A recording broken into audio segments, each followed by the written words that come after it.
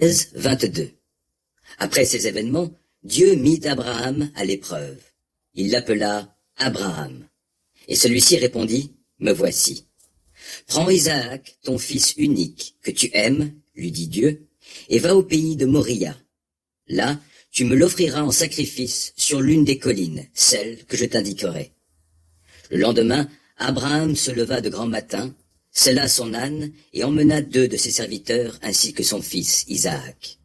Il fendit du bois pour l'holocauste, puis il se mit en route en direction de l'endroit que Dieu lui avait indiqué. Après 3 jours de marche, Abraham, levant les yeux, aperçut le lieu dans le lointain. Alors il dit à ses serviteurs, « Restez ici avec l'âne. Le garçon et moi, nous irons jusque là-bas pour adorer Dieu, puis nous reviendrons vers vous. » Abraham chargea le bois de l'holocauste sur son fils Isaac. Il prit lui-même des braises pour le feu et le couteau, puis tous 2 s'en allèrent ensemble. Isaac s'adressa à son père Abraham et lui dit, « Mon père. » Abraham dit, « Qu'y a-t-il, mon fils ?» « Voici le feu et le bois, dit-il, mais où est l'agneau pour l'holocauste ?» Abraham répondit, « Mon fils, Dieu pourvoira lui-même à l'agneau pour l'holocauste. » Et ils poursuivirent leur chemin tous 2 ensemble. Quand ils furent arrivés à l'endroit que Dieu lui avait indiqué, Abraham construisit un autel et y disposa les bûches. Puis il ligota son fils Isaac et le mit sur l'autel par-dessus le bois. Alors Abraham prit en main le couteau pour immoler son fils. À ce moment-là, l'ange de l'Éternel lui cria du haut du ciel, « Abraham, Abraham !»« Me voici, répondit-il. L'ange reprit, « Ne porte pas la main sur le garçon, ne lui fais pas de mal, car maintenant, je sais que tu crains Dieu, puisque tu ne m'as pas refusé ton fils unique. » Alors Abraham aperçut un bélier qui s'était pris les cornes dans un buisson.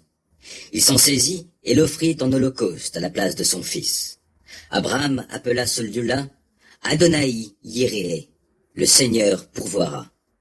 C'est pourquoi on dit aujourd'hui, sur la montagne du Seigneur, il sera pourvu.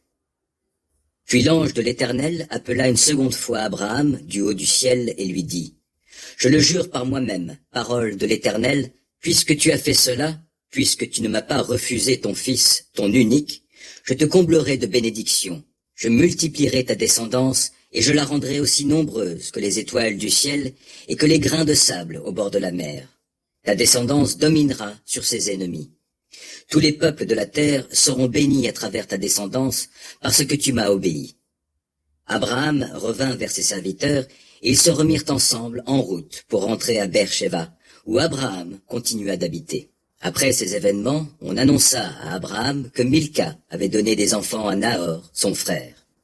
Outs, son premier-né, Bouz, le second, Kemuel, père d'Aram, Kézed, Azo, Pildash, Yidlap et Bethuel. Bethuel fut le père de Rebecca.